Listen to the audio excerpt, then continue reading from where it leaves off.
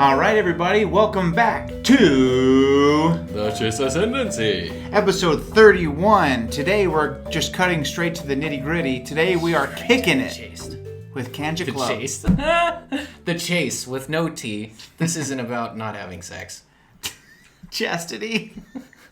All right, we're kicking it with Kanjiklub today. Not specifically about Kanjiklub, but we are talking anything and everything Star Wars crime syndicates. Yeah, I have a dear friend who recommended we do a previous episode, but I'm pretty sure they haven't seen that one yet. I told you not to give him a shout out. I'm not going to say his name. Voldemort. You know who you are, but one of my good friends gave us the idea. We were going to talk about something else this week, but it fell through our fingers, just like whatever Vader was trying to grip. I guess Tarkin was ever trying to grab onto that. Just right. Through So his fingers. we were trying to do a reaction to Mando season 2. The Mandalorian season 2 never dropped trailer, and what's strange is I've been hearing not just from one or two people, like it was on all over the internet. Yeah. And of course Disney owns ESPN and ABC, so they were like, "Hey, it all made sense during this game That's or this such a game." Disney move, halftime commercial. Right. And in the past, someone like Mark Hamill will say, "If I were you, for no reason, I'd be watching Monday Night Football on ESPN this coming Monday." But nobody's done that, so there hasn't been any kind of confirmation, which I thought was suspicious. Yeah, we should be watching Jon Favreau's Twitter. So who knows? I mean, I've been checking people's Twitters. I've been checking Star Wars Twitter. I've been checking Star Wars YouTube. Everything, and all signs are quiet on their front. Anyways, So we didn't get to do that, but we had this lined up, ready to go. Yep. So real quick news. A couple of newsies. I got one. Oh, go ahead. Yeah, I have seen that it's confirmed that the Kenobi series is only going to be one season. I knew it was going to be one season. I was disappointed. It's going to be like 4 to 6 episodes. It's not going to be very much. Yeah, but I have also heard that the 4 episodes to 6 episodes are going to be an hour each. So it's not going to be like, wasn't Mandalorian like 20 minutes an episode? They were different lengths. Some of them were like 40 minutes. Some of them were like 20 minutes. Right. So we're looking at... Which was cool, but also it sucked. Like, they did it as long as they needed to, but also sometimes the 20-minute episodes, I was like, I want more. Right. More. And I know I shouldn't. I should. My hope is 6 episodes, an hour each. And at the end of the day, I know I want it to be more episodes and I want more seasons, but I know that we're in a very limited time frame with what he's doing. But think about it this way: it went from a movie to a show from 2.5 hours at the most to 4 hours at the least. Yeah. So we're getting at minimum an hour and a half more of Obi-Wan, which is what we want. Yeah. Still. On the book front, we've talked about, Thrawn, the Ascendancy trilogy. I know we've talked about it multiple times. We posted about coming up hot, but though. September 1st, it's coming out. September 1st is going to be a great day for a lot of reasons, but that's one of them. September 1st is coming out, and Del Rey? Yeah. It's different because there's Star Wars books and there's Del Rey Publishing, and they both have a Star Wars license, and I'm not sure which one's doing this, but I believe it's Del Rey. Confirmed that because it was pushed back for a couple of months, they were able to, for the first editions, so the first run, which should be completely accessible, that's still tens of thousands of books, but they will have blue-tipped pages and different accents throughout the book, and that'll only be on the first editions. Pretty cool. So pretty neat. If they're not already sold out, you can manage to find a copy. Go ahead and snag one because they're going to be gone. Well, yeah, just go to your BarnesandNoble.com or Amazon or something like that and pre-order it, and you should get a first edition. And then on the toy front of things, Star Wars just did their Fan Friday with Hasbro, and they revealed, it was rumored, but they finally revealed the Revan Force FX lightsaber. Oh, yeah. So that's super dope. And you have the hilt, of course, and then you have the blade, and I think you can take the blade out, so you can just display the hilt. Yeah. But the blade can glow both both purple and red. So you're getting a 2-for-1. Yeah. They also revealed the first ever, this has never been made before, Darth Sidious lightsaber, Force FX. And this one's really cool. Remember when the Darth Maul Force FX lightsaber was by the checkout line at Borders for like forever, and I would look at it and like just a little bit of drool would. It's so good. Dribble out the corner of my mouth. Yeah, because that handle's like this. Yeah, it was. the Palpatine. The cool thing is about Palpatines is it has when you turn it on, it can go, it's on, or it can have the dramatic. I don't know how it works. It's treason then. But you could do like a slow. I've always wondered about that. Yeah, I don't know. Maybe it's just the user's emotions. I don't know. Lightsabers definitely have a closer connection to the user than we understand, and maybe that's a future episode. But they also have Sith lightning effect, so you can hit a certain button and it looks like Sith lightning is in the blade. I know that's not necessarily what he does, but it's a cool effect for Palpatine. And this was a really cool touch. Little things like this I really appreciate as a collector of Star Wars memorabilia. They have 2 emitters. So you have the one that you put on the blade if you're going to have, or on the handle if you're going to have the blade coming out, and that's got the bigger, hole for the blade to come through. Right. Or for a film realistic look, they closed in. They have it's not just closed, but it's just a smaller emitter. Yeah. So it looks more realistic. So that's really cool. They revealed all kinds of, not all kinds, but a few Black Series things that are coming out. And for the 3 3/4 inch figure, which is the old school scale, they have Vintage Collection Tantive 4 playset, cool. The hallway. Tantive 4, if you don't know, is the very first ship we see the inside of in Star Wars. Princess Leia's little escape ship. Also, can I just talk? Sorry. Gosh. They would know now what it is. I just told them what it was. But just in case. Also makes a feature at the end of Rogue One. Right. So it's cool because the front side obviously is that hallway where the stormtroopers bust through the door and they murk those rebels. By the way, I was recently watching A New Hope, and I was like, say what you will about stormtroopers, those rebel troopers got fricked to death.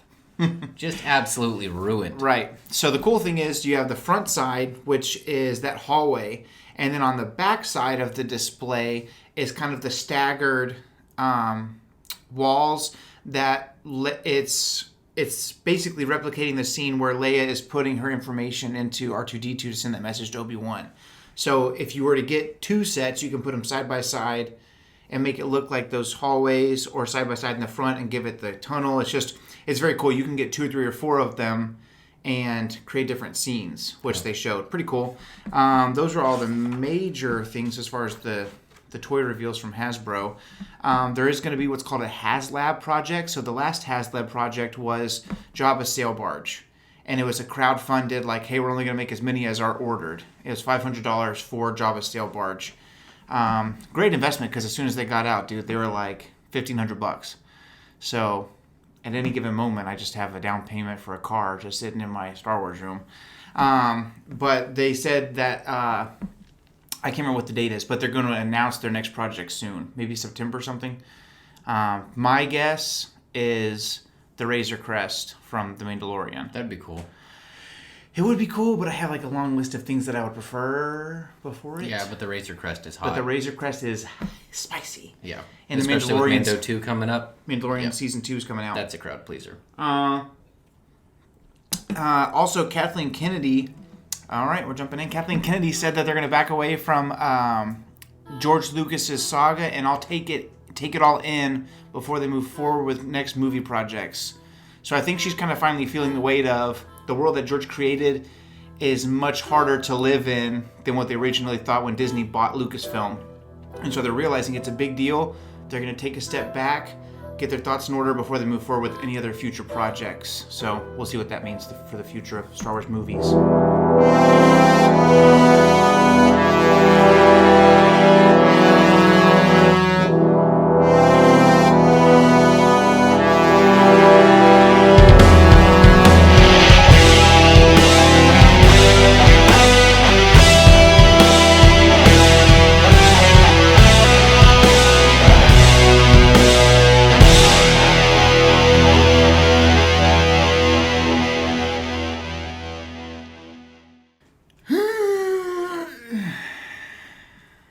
Very good. Happy birthday, Kobe. Yes. So today, I guess we're recording a little bit behind. So it's the 23rd of August, which Kobe Bryant's would have been his 42nd birthday today. So happy belated by the time this comes out. We miss you. Man. It sucks because I want to root for the Lakers to win this year to honor Kobe, but I also am rooting hardcore for the Rockets. So next round's gonna suck. All right. It's already gonna suck because our tallest guy's like as tall as this microphone, and they have Anthony Davis and JaVale McGee in their starting lineup. That's enough basketball talk for now.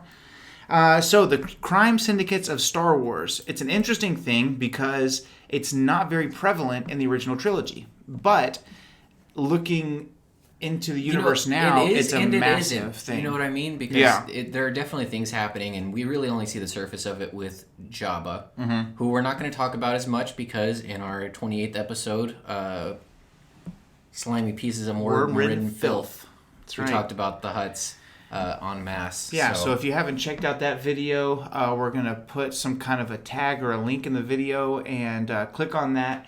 And that episode is all about if you're just thirsty for more crime syndicate talk after the end of this episode, you can get some more there. If you need to itch that scratch, or scratch that itch. Scratch the itch. It just loves scratches. Yeah. So... Itches be scratching. So the cool thing is, you see the surface of things... And I guess it does have to do with Jabba and Boba Fett and Cloud City and Tatooine and Return of the Jedi. But really, that's a personal Jabba's pissed off at Han thing. You never really, in the original trilogy, deal too much with crime syndicates. Right. Not like you do in the prequels, and especially not in Clone Wars, and especially not in what's interesting is that Luke grew up believing that his dad was a navigator on a spice freighter. Which he would have just thought his dad was a drug dealer. Yeah, a drug dealer. A drug runner. And that's what he was talking to Dagum Obi-Wan about. He was like, my dad ran drugs. Yeah, he wasn't honorable. He was no hero. Which is interesting because to bring that up, you have crime syndicates, the groups, the mafia, if you will.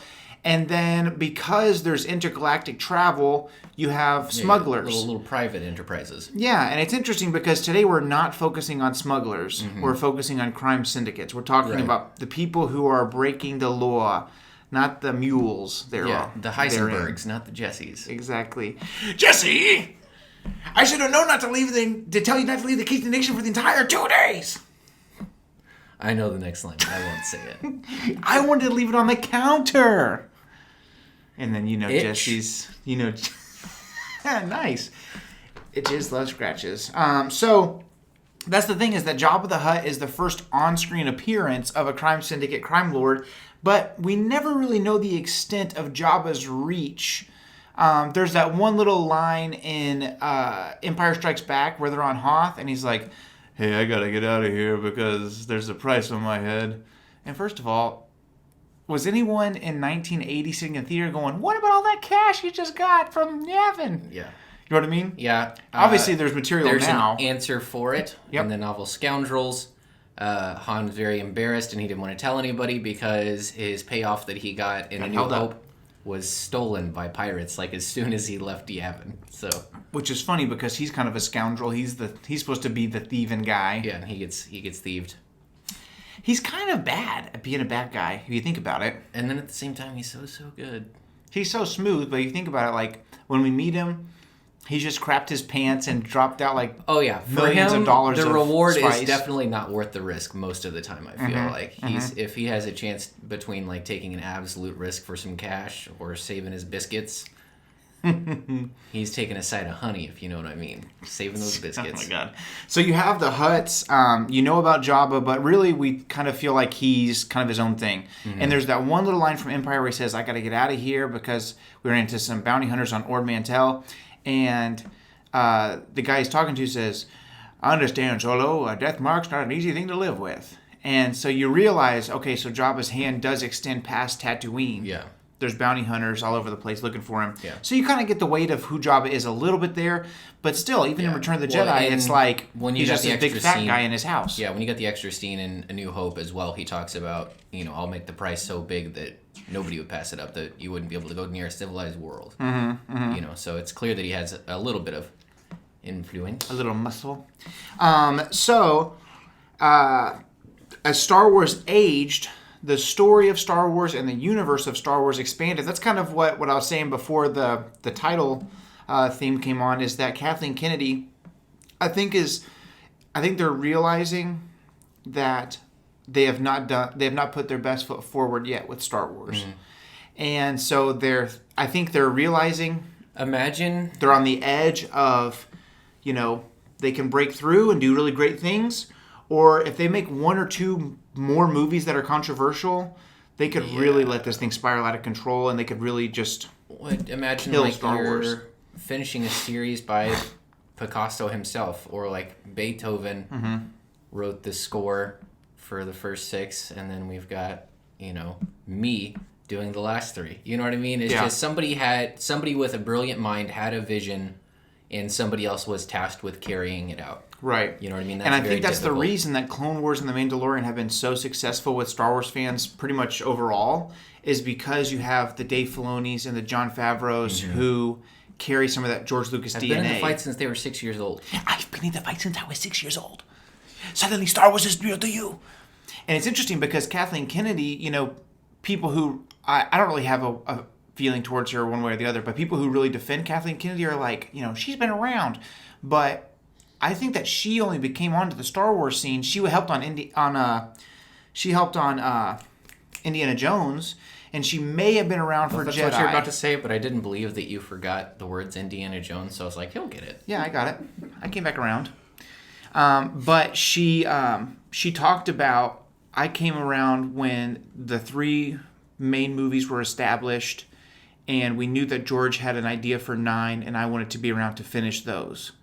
And so, of course, he did 1, 2, and 3. And I really feel like George Lucas wanted to do 7, 8, and 9, but he was so exhausted after all the backlash from 1, 2, and 3. Also, they offered him upwards of $4 billion. Yeah, we didn't care about that. I care about that. George is a strange dude. He's kind of beyond that. He but donated even for people who don't care about money, it's $4 billion. I know, but I think he donated all of it. All of it? I really think so. You could look it up. The world's problems would be solved by now. $4 billion. $4 billion. I really think if you would look, maybe, I don't know, look it up, but I think that he ended up donating, I'm talking the vast majority of that $4 billion. Yeah, what a tax break. But even if you donate a bunch of $4 billion, that's so much money. Yeah, that's true. That's true. But I think he has even so much... Even if he donated $3 billion, which is a lot of money, he still has $1 billion. Right, but I think that he was already in that's 1,000 million. He's already in that group That's a lot of death sticks. Okay. You ever realize how you get so mad when I cut you off? You were making really obnoxious noises. I was continuing my thought I already had going. What was I saying that was obnoxious? I was trying to make a point. No, when you're making the klaxon over when I was talking. Oh, that's different. That's when I was upset. I'm saying that George is already in that stratosphere of, I don't think he even, not that he's bad with money, but I think that it doesn't affect him one way or the other to have the $4 billion or not. Does that make sense?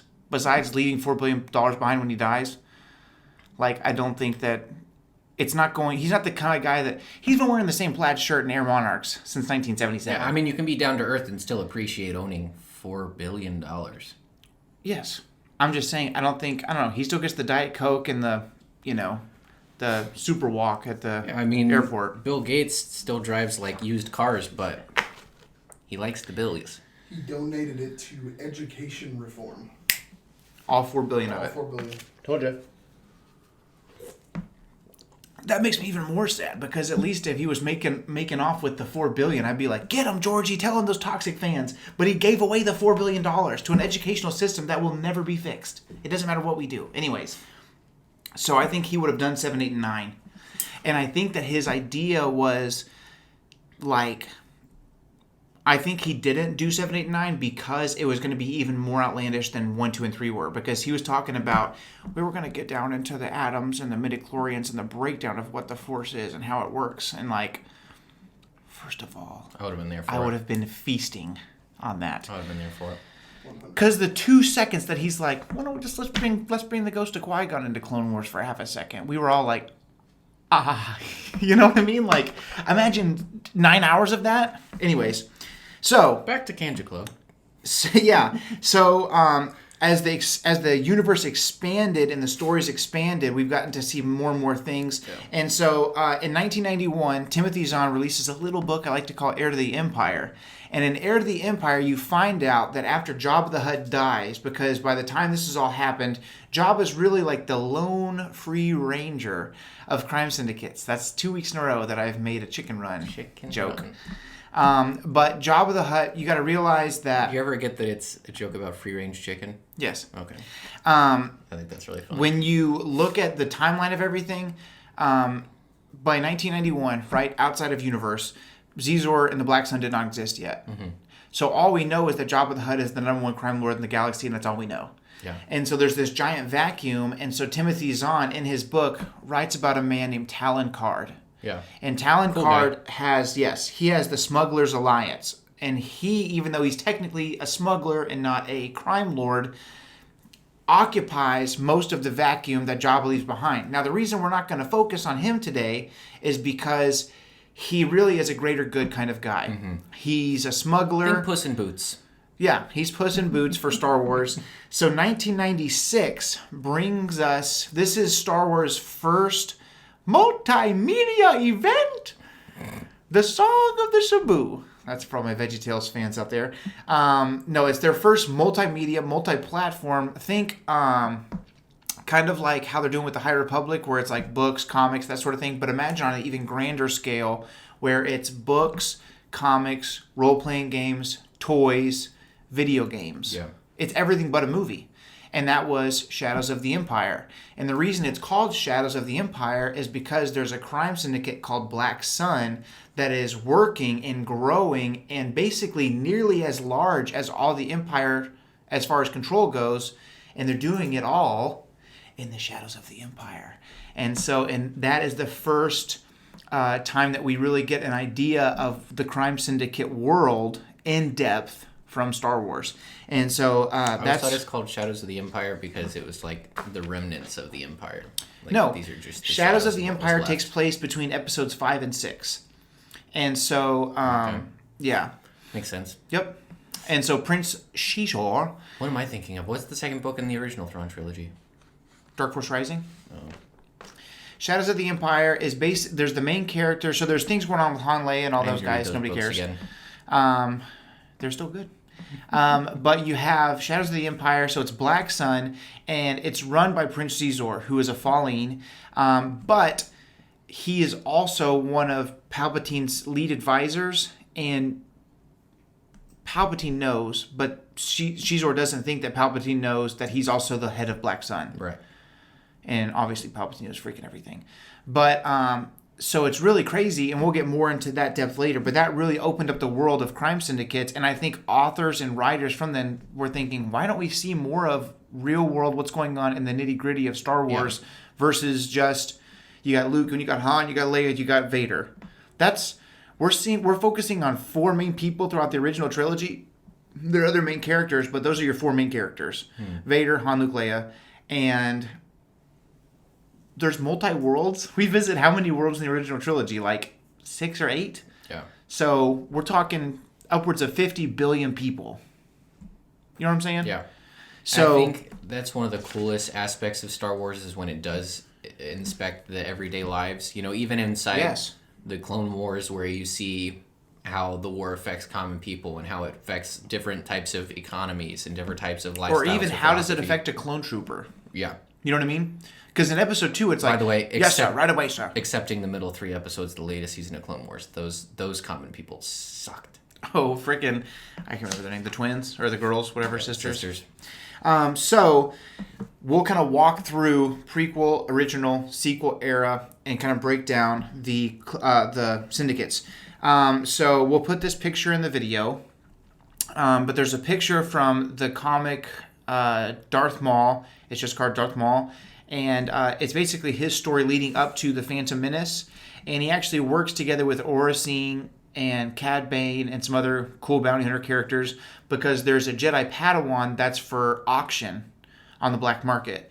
And so his thing is, I don't have money, but I really want to be tested against a Jedi. So it turns out he ends up rescuing and breaking out this Jedi Padawan just so they can fight and defeat them. So that's a pretty cool story. Pretty mall. So I think this is leading up to part 3. It's the very end of part 2 of this comic series. There's this meeting where all the crime syndicates are meeting because they're all going to vote on, not vote, but bid on this Jedi that's up for sale. And so, sorry for using my phone, but I'm going to look at this picture. I print our notes from the Notes app on my Mac, and my options are use a pound of ink per picture or have thumbnails that are blurry and I can't see. But you'll be able to see the picture in the video. We'll put it up there for a good while. But the basically all the main crime syndicates or underworld people are represented in this picture. Do these guys look kind of like medical droids to you?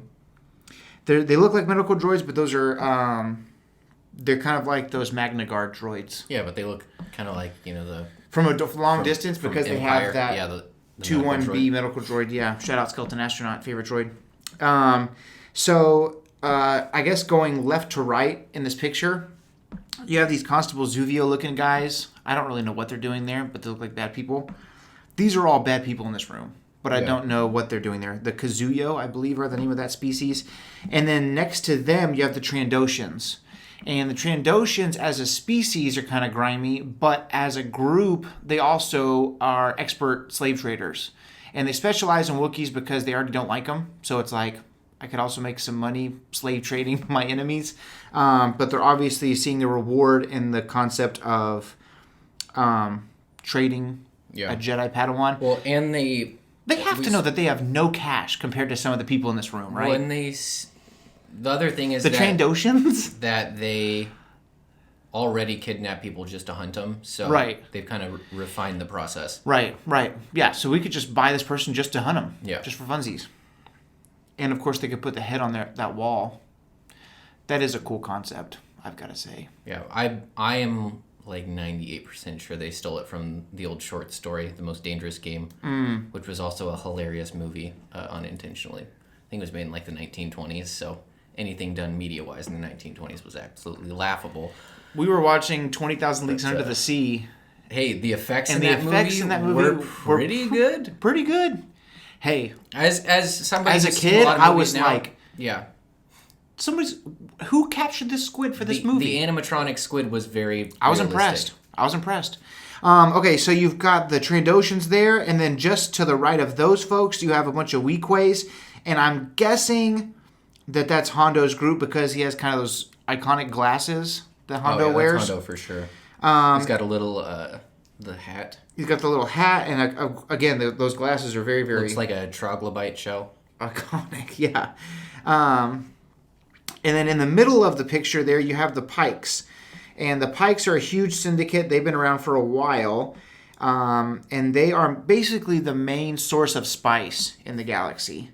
In the very background, you have the Black Shan, which is very cool. I really, really love that they were the first crime syndicate and they haven't been written off. Like they've made an appearance in almost every media since then. What is the difference between the Pike Syndicate and the species that we see in Solo? Because I know for myself they look very similar, but I know they're not the same. They are the Pikes.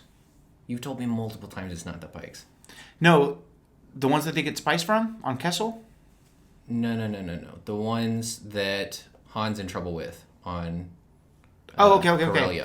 So, that's a whole nother... That's not necessarily... Well, I guess it is kind of a syndicate. So those are, I believe, called Grindelids. And they are actually a species of worm. And so... Worm-ridden filth. There you have it, There you folks. go. The White Worm Gang, that's what Moloch is a part of. Okay. And so he looks like a Pike because of the headdress. Mm-hmm. But if you remember, when they're underground and his face mask comes back... His face is much, much different than a Pike's naturally is. So the Pikes here look much more like the Pikes in the Clone Wars. And then in Solo, you see the Pikes on Kessel, and they're much more encased. And I think that's because on Kessel, the conditions there are harmful to their bodies. So you have the Quay Tulsite character. And so the Pikes are different from the White Worm Gang. One, because the pikes are green and they're a different species, and the white worms are, like I said, I think the species is called grindelids. The main character being Moloch, that you know. He's the one that chases them down to the airport. Also, the white worms get much larger. Like, do you remember whenever he... Yeah, they had kind of like the Geonosian mother sort of thing. Yeah, Lady Proxima, and she's the one that lives underwater. And so underwater and out of the view of sunlight is kind of their natural habitat. Yeah. The pikes can live in the sun. But for a grindelid to be exposed to the sun, it burns their skin like a freaking vampire. So in the very back, you have the Black Sun, and then to the right there, you have Gracchus the Hutt. We talked about him a little bit in our Slimy Pieces of Worm-Ridden Filth episode. And so he's there to bid. And Gracchus is kind of on the scene all the way before episode 1, because this is in the Maul comic before the Phantom Menace. And he deals with Luke in the original trilogy comics, the official Star Wars line. And then he actually deals with Poe Dameron in the sequel trilogy comics. Okay. And so Gracchus is, of course, they live hundreds of years, but he's still in the picture. He hasn't been killed yet that we know of. So where we leave him in the Poe Dameron comics, Gracchus is still alive. Not as in good of shape as he is here, but still alive, kicking. Well, he's kind of kicking. He's sliding. Okay, and then you have what's called the Mugens. And the Mugens are right there in front of Gracchus the Hutt, and they have kind of the Egyptian, the pharaoh-like headdress. Mm-hmm. And you meet them first in the Clone Wars, and they specialize in spice and slave trading as well. Yeah, you so see they're pretty slimy. On Mandalore, they're bribing the docking official to bring in their illegal contraband. And there's some sort of chemical solvent that essentially allows them to use like the same amount of sweetener for the soft drinks or something. Right. For further, and it's very harmful. Right. It's kind of like you have kids. To get into actual drugs. You know, you have pure cocaine, and then you have crack, which is cocaine, but it's mixed with like, you know, baking soda or other things like that. So it makes the there drug. You go, guys. Yep. There you go. Drug it makes the drug go, you know, last longer, so you get more money per kilo. Always with the drug talk. Sorry, we're talking about the syndicates. I'm joking about your 18 weeks of heroin jokes. Let me have this. I was about to make a heroin reference, but you beat me to it. Good. And so, yeah, so you have the Mugens who are trying to make a quick buck by, you know, I can't remember the name of that. What do you call that? Cutting, I guess, is when you, like, you know, do that. And so these are the main syndicates that are around during the prequels and the Clone Wars era. Now, by the end of Clone Wars, you have what's called the Shadow Collective. So tell me a little bit about the Shadow Collective, because I've been talking for a hot minute. The Shadow Collective is a pretty cool idea, and I think it's just a cool way to pull together the idea of the darker sides of the galaxy as well as what Maul has going on. Because up until, season 3, Maul made his reappearance, or was it later?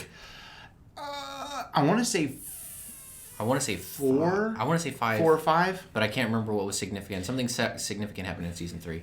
Anyway, but for a while, and up until that point, from the Phantom Menace to whenever that was, you know, in the early 2010s, Maul was dead, and so they wanted to reinvent what he was doing and kind of bring him up to speed and show that he was still an influential character in the galaxy. At the same time, you know, he has to have people to manipulate. He's not Palpatine, where he has a clone army. He's not the Trade Federation or the Confederation of Independent Systems. Right. He has to kind of get down in the muck with the common people that he can manipulate that are still somewhat powerful and influential. And so the Shadow Collective is a grouping of Pike Syndicate, Black Sun, and the Death Watch. Mm-hmm. There's the third one? Was there another one? Or is it just those 3? So you have... he does influence the Hutts for a very, very short time. Oh, yeah. That goes sideways quick. But the Hutts... Shout out to my boy Embo holding it down for the Hutts. Right. And the thing is, the Hutts are like... You know, that's a picture of the Hutts. Yeah. We're not to be trifled with. Yeah, they did not enjoy the idea of being strong-armed. But, so by the end of that, by the end of Season 7, right before the Siege of Mandalore, he still has the Pikes, he has the Black Sun, he's in charge of Death Watch, which is more of a terrorist group than a crime thing. Yeah, they're not and a crime syndicate. And then you have in the way that the others the surprise that took place was the addition of Crimson Dawn. because at the very end of Season 7, right before the siege starts, he's telling his crime leaders, go underground and wait for me, because we're going to outlast the Siege of Mandalore. Basically, without telling the Mandalorians, he's about to pull out of Mandalore. He doesn't care. And he's going to he says, let's grab a little bit of power while there's this vacuum. Yeah. And so he's telling the Black Sun, the Pikes, and then you see a younger animated version of Dryden Voss, who's the big bad from Solo, A Star Wars Story. Yeah. And so when Maul goes into hiding after escaping during Order 66, it seems like the Shadow Collective is disbanded, and you basically lose hold, that we know of. He loses hold of the Black Sun and the Pikes, but he keeps hold of Crimson Dawn. And maybe that's where he lives. Maybe he goes and he kind of just shacks up with Dryden Voss. It seems like he definitely goes back into the shadows after he goes Order to Dathomir, 66. it seems like. Yeah, he definitely pulls himself out of the picture, at least in the visible sense. Because he was already kind of running things from behind the scenes. Even, I don't even think Ahsoka realized he was working with the Shadow Collective up until, right up until the Siege of Mandalore. When she knows he's with the Mandalorians, that's all he knows. And so I think he feels like his hand was a little bit too revealed, especially now that Palpatine's in basically absolute power, and he needed to regroup. Well, I think that maybe... Because he'd already been confronted by Palpatine once at this point. Right. You know what I mean? I think that the Jedi knew he was running... Well, the Jedi don't matter anymore. I know, I'm just saying, I think Ahsoka may have known at least some of the depth. She seemed to be pretty surprised when she saw him. Because...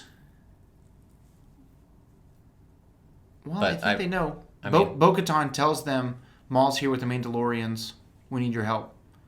Fair enough. But I think that Yoda and Obi-Wan and Anakin and them knew for sure. that Maul was at the head of the Shadow Collective. Yeah. So maybe... Obi-Wan for sure. He was on the ground. Maybe Ahsoka did know because that was some of the time that she was gone. Yeah. And that could be the main surprise that he has so much of his disposal. Surprise. So that's kind of the end of the Clone Wars era of what we know. You have that in-between in Solo where he's in charge of Crimson Dawn, but we don't know how much Crimson Dawn owns. In Solo, Dryden Voss says that they have a shaky agreement or a shaky alliance with the Pikes. Yeah. So we know the Pikes aren't in the picture. Well, and what's interesting is that for the most part, I think the Black Sun kind of run on blackmail. You know what I mean? That's kind of their thing. Black Sun blackmail. And I know the Pikes are all about the spice. What's interesting is that Crimson Dawn seems to trade in energy. You know what I mean? They're all about that coaxium. Yep. Yeah, it's interesting. It's kind of a unique concept as far as crime syndicates go. Yeah. I wonder... We don't know enough about coaxium, but I wonder if you could weaponize it. I mean, you could turn it into a bomb, obviously. I think it's just... If you can give, like, a black market source of fuel, you know what I mean? You can kind of have run stuff. Yeah. Yeah. So, moving on from the prequels into the original trilogy, Maul's control of the Shadow Collective, like I said, he's still there, but we don't hear from Black Sun. He's let go of a lot of it, and he's running from behind the scenes. But we know that he's still large and in charge, because Dryden Voss says, you know what'll happen next time if we fail. Right. And at the time, you're thinking, he has a boss. Yeah, we have no clue who it everybody is. has a boss. But at the end, it's Maul. And you're like, well, no wonder he's afraid. Yeah, I would be.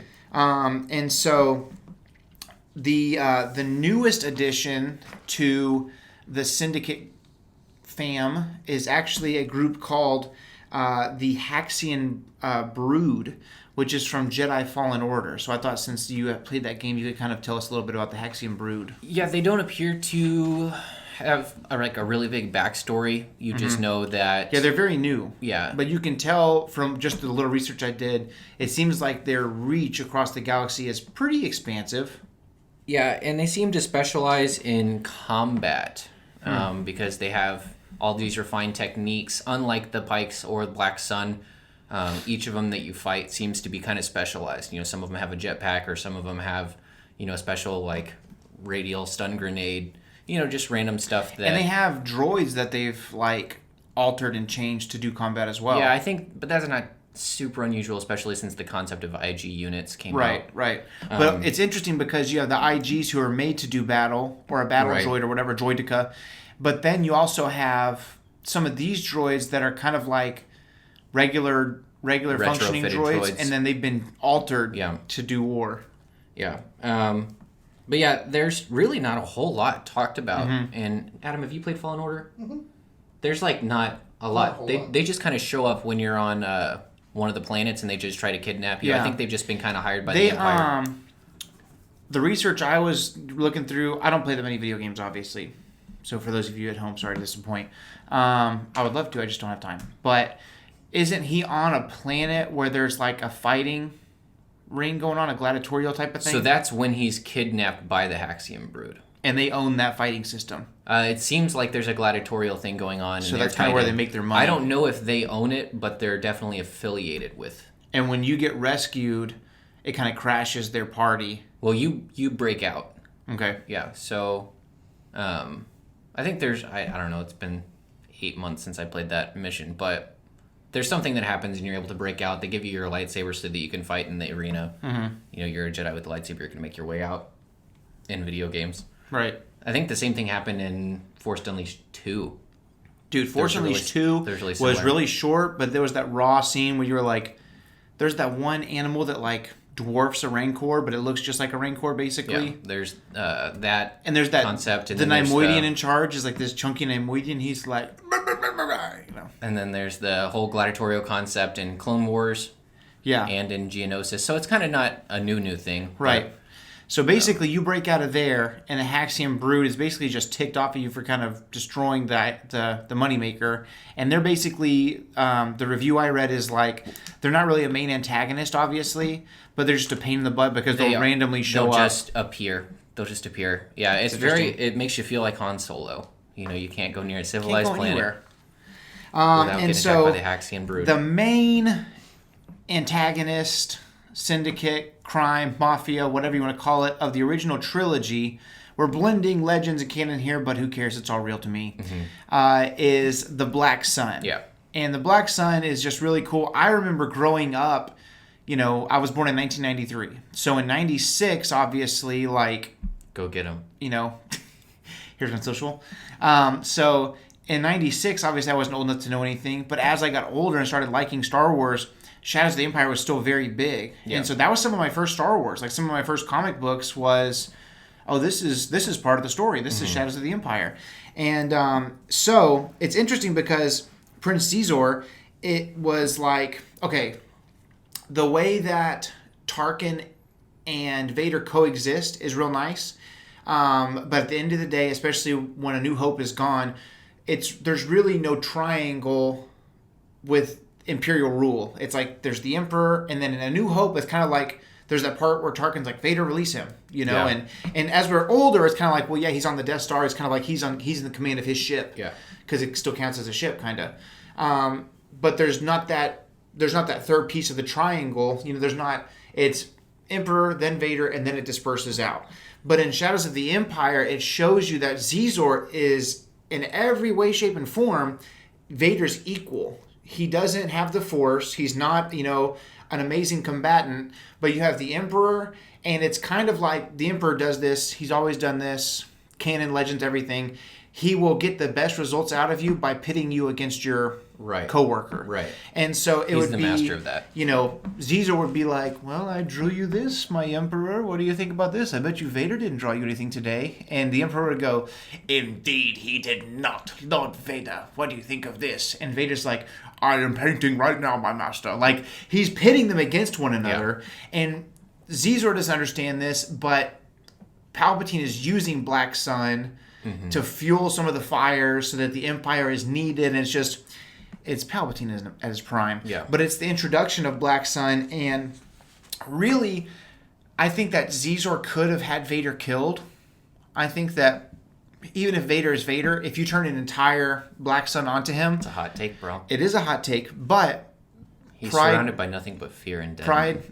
Pride got the better of him. And so there's this moment in Shadows of the Empire where your main protagonist... At this point, Han isn't there because he's in Carbonite. Okay? So you have Luke, you have Han... I'm sorry. You have Luke, you have Leia, you have Chewbacca, you have Lando, and then there's a new character called Dash Rendar. And that's neither here nor there.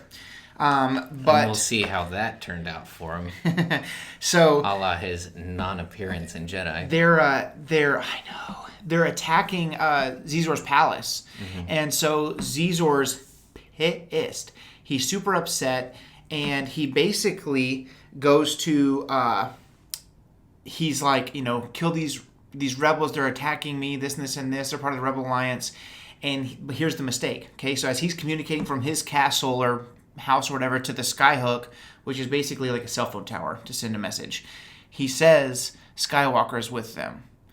And so the Emperor is away at Endor overseeing things or something like that, and he leaves Vader in charge on Coruscant. And when Vader hears radio waves that Zizor is trying to kill a young boy named Skywalker, Vader is like, hey, what the freak is going on around here? You killing a kid named Skywalker? And they hate each other already. But he's in charge of Coruscant. So Vader says, hey, basically I'm in charge while the boss is away. You need to call off your dogs. And Zizor never responds. And so Vader has his entire state murked from the sky, from the Star Destroyer. And so that's the end of Zizor. And for years there's like rumors of him coming back, but it never happened. One of the cool things about Falling, did I mention Scoundrels on the cast or just when we were talking about it before? No, before. Okay. So in Scoundrels, it kind of revolves around the Pike Syndicate as well. Or sorry, the Black Sun as well. Yep. Where Han is hired by an unknown to procure, some things that have been stolen. And essentially, they find out that Black Sun is the ones who are kind of operating things.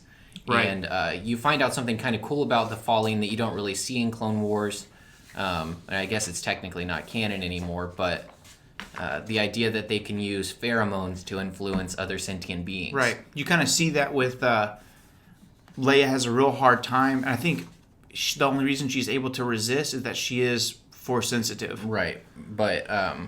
yeah, it's just kind of a cool concept that even though they're non-Force users, they have a way of influencing the minds of others, and that's why they're kind of elitist within their own species. I would say that's one of the reasons that they're able to do so much in the galaxy is because as a species they can influence you. Yeah. And it seems like then from a distance, now they have all this cash to work with. It seems kind of like they're more like Munes, where as a species, they're a little bit more reclusive in general. Because I remember whenever they would see a Falling, they're like, oh my God, what's a Falling doing here? You know what I mean? It wasn't something that, you see humans everywhere. You see... and they're a humanoid species, so especially in the face, they look like humans, but they're kind of a pale green color. They're also reptilian. They're reptilian, so they're very and they're very bony looking, and they seem to be tall. They seem to be kind of large. So they walk in, and it's kind of like whenever you're a kid and your principal walks in the office. Like that they're in charge. That they're rich. That they're powerful.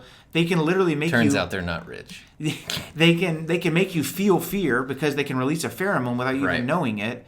And so they're a very domineering species, and I think that's part of the reason that Vader hates Zizor so much, is because he walks into the room and he's getting the same feeling out of everyone, whether cheating or not. By hook or by crook, everybody's like, oh my God, there's Vader, and oh my God, there's also Zizor. And Vader really hates that because he's earned his menace, you know? So it's really interesting. Yeah. So, was that all you were going to say about Scoundrels? Yeah, that's all I wanted to talk about. They're in that book. Yeah. You also learn a little bit about how Black Sun is tied into the Empire, kind of at the top. You also learn about how a lot of their power is gained from, very covert blackmail files that they've kind of got, a hand in everybody's pie because they've got dirt on everybody. Yeah, basically, there's an old trilogy of books called The Bounty Hunter Wars by K.W. Jeter, and they're nostalgic to read, but as far as story goes, it does not hold up at all against new Star Wars.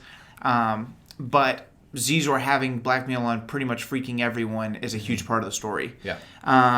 But yeah, they're a huge portion, and we really don't see anything from them in past original trilogy, but we have almost no content past there. Yeah. You have the sequel trilogy, and then you have Resistance, which is a cartoon between episodes 8 and 9, I want to say, or 7 and 8, between 7 and 8. Yeah. But that's pretty much it. There's a couple of comics about Poe and things like that, but nothing. There's no depth for there really. So in the sequel trilogy, the two main syndicates, you have Kanjiklub, and then you have the Guavian Death Gang. And it's kind of interesting because as we wrap this up, they're really rivals. Yeah. What's kind of and funny they lay is down that, their arms to kick Han Solo's butt. is that everybody associates the Scottish guy with Kanjiklub because he's the one that says it, but he's actually Guavian Death Gang. He's Guavian. Pretty funny. So when they're like, I didn't talk to Kanjiklub, and he's like, tell that to Kanjiklub. He's not part of Kanjiklub. Yeah. He is the leader. Tasu Leech is the leader of Kanjiklub, and Frick, what's that guy's name? Balatik, maybe? Anyways, he's the leader of the Guavian Death Gang. I think that's right, Balatik. Anyways. His name's Scotty. But yeah, he's basically... just like every Scot from the beginning of time. Scotty McGregor. Let's see. So, kind of break down Kanjiklub for us, and I'll handle Guavians. I'll read what you got here, because... Yeah, go for it. All things being equal, I'm not a Kanjiklub expert. So, it says a rival game of the Guavian Death Gang. Balatik. I was right. Which we already knew. But while the Guavians are cold and technologically adept, the Kanjiklubbers are street fighters, brawlers with improvised tactics and wielding a hodgepodge of blasters, knives, and clubs. The group's wild style reflects their origins as renegade slaves of the Hutts. That's directly from StarWars.com. So you know it's the real deal. You can trust it. So Kanjiklub is kind of more of they're just reckless. And it's funny because they work hand in hand with the Guavians, but the Guavians are much more organized. They are so organized that you can't be in the club. I think Balatik's the leader, so he can do this, but you cannot be part of the gang if you do not have some type of cybernetic enhancement. And so, when you look at the Guavians in The Force Awakens, Episode 7, they have those red helmets with kind of looks like a frickin'... Yeah, it looks kind of like Zero from Borderlands. Yeah, exactly. You have that frickin'... What the crap do you call someone with one eye? Cyclops. Jeez. A Cyclops-looking red thing there. And that's not just a helmet. They've actually been modified. That's like I don't know. It's an interesting... It's their body's been changed and enhanced. And so it's very interesting. Guavians are kind of like the black market version of Death Troopers. There's a lot of rumors and stories and myths surrounding the Death Trooper project where every single one of them is 6'6" or taller. Every single one of them, they have this coded voice. They have all these things. In Thrawn Treason, it is confirmed that they're all genetically modified in some way, right, which is freaking sick. And Zahn does classic Zahn, where it's like, I'll tell you a little bit, but I don't want to get my feet too wet because maybe I'll do a whole book about it. Yeah. But he talks about there is genetic modification. Yeah, but when he does drop... Yeah. Dude, I would totally read a Timothy Zahn book about the Death Trooper project. But the Guavians, they undergo cybernetic augmentation. Again, this is also from StarWars.com. With a mechanical reservoir and pump injecting chemicals into their bloodstreams to enhance speed and aggression. They are completely silent in battle, communicating via high-frequency data streams. So the way they hear, like, when the Death Troopers are talking to each other, first of all, it's funny that it's to help us know that they're talking, but in Star Wars, there would be no need for a vocoder. Yeah. Like, why wouldn't they just have one signal from helmet to helmet and one signal to talk basic or English or whatever language to the person outside of their helmet if they're talking to a regular person? But the same way that they have that coded speech to one another. A lot of the Empire does stuff. Yeah, that's true. That's true. They are called stormtroopers after all. But there's a really cool, I want to say this is a VR Galaxy's Edge game that's coming out. And you see there's a picture here that we'll put in the video from Entertainment Weekly. It's a first look at this game. But it's cool because all the Guavians we had seen had either been Scottish guy, Balatik, or the Guavians themselves with just the all-red outfit. But here you actually have a Quarren here in the foreground and a Trandoshan in the background who are part of the Guavian Death Gang. Now, what stinks sometimes about Star Wars art is that maybe the artist just thinks they get a red jumpsuit. I don't necessarily see anything that's changed or modified on this picture. But it's a cool concept. But they could have something injecting from the suit itself. Right. But yeah, so Kanjiklub and cybernetic enhancements don't necessarily need to be physically visible. Right, You know what right. I mean? Could be a Like, chip yeah, or something like that. Or like a fake eye with a heads up on it. You know, Right, stuff right, like right. that. Exactly. So, obviously, like the huts are probably still around. We know about that. Like stuff like that's still going on. But the two new groups that have been introduced, I don't think the Black Sun just wasted away over 30 years. Which is pretty funny because Han's still doing the deals. Right. He's still making terrible deals. Even with... And Chewbacca, poor guy, Yeah. is just sitting on the couch while he's making terrible deals.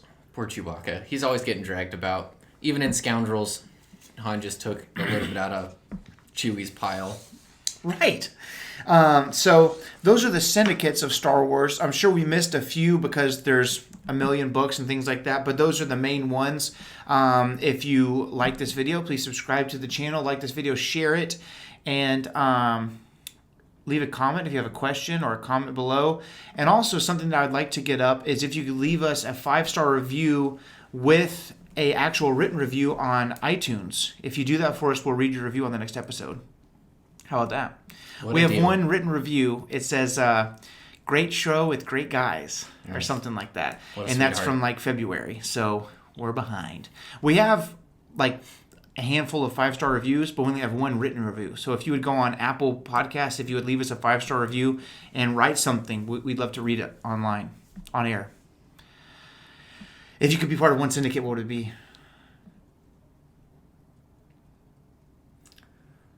I don't know. That was really underwhelming and anticlimactic. Would you say huts? Huts. If I had to choose, I think... wouldn't be part of the huts because if you're not a hut, you are shafted. Yeah. You don't matter. Well, yeah, I'm saying if there's Also, a specific... There's no room for promotion. If there's a specific species, like if you're in the huts, you're a hut. That's what he's saying. What would you be? I'd be part of the IBC, bro. The banking clan? Yeah. That's not a syndicate. It is, though. I think I would It be... is. I think I would be a part of the Black Sun. Because you don't have to get your hands that dirty. It's basically all informational. And you have pheromones. You're strong. Yeah, but You're at the cool same looking. time, if you're sitting at the table and you tell Darth Maul no, you all get decapitated all at once. So Yeah, That's a fair point. But as a hut, all you have to do is say, take care of this. Yeah, the huts do sit there and they're like, Baba Dooba, we're not doing nothing. And those freaking Imbo and the crew. I would heads like it to up. be something a little bit subtler because it feels like... Yeah, you Black wouldn't be able Sun is to- super subtle. Yeah, I don't know. Yeah, no, if I could choose, I'm just going to say the IBC is a crime syndicate because they basically are. That's not fair. How? You know what? Just like every other bank is, you know. Yeah. There's- Okay, I mean, of the things we listed The today. things we listed today, you know what? Let's go with the Guavians because they seem like they're happening. New kids on the block. I like to root for the underdog. Be cool. Yeah. Very, very neat. They're funding zoology. They're doing humanitarian work. We're trying to make you better. That's funny. You know, Join the Guavians. We'll help your gimp leg. That's so funny. they've got a spare Yeah, I could parts be. room right here. I could. Oh my god. I could immediately be taller. Yeah, if you wanted to. Boom. Very cool. The Guavians are like, you're gonna make the NBA, but we're gonna get 78% of your check. Then you tithe, so you have 12% That's to work over with. half of the pie. Very cool. Well, thank you guys for tuning in. We'll see you guys next time, and do not forget, may the force be with you. And And remember, the only family you have here is me. I made sure I had the right soundbite this week. I was gonna say, good thing. All right, we'll see you guys next week.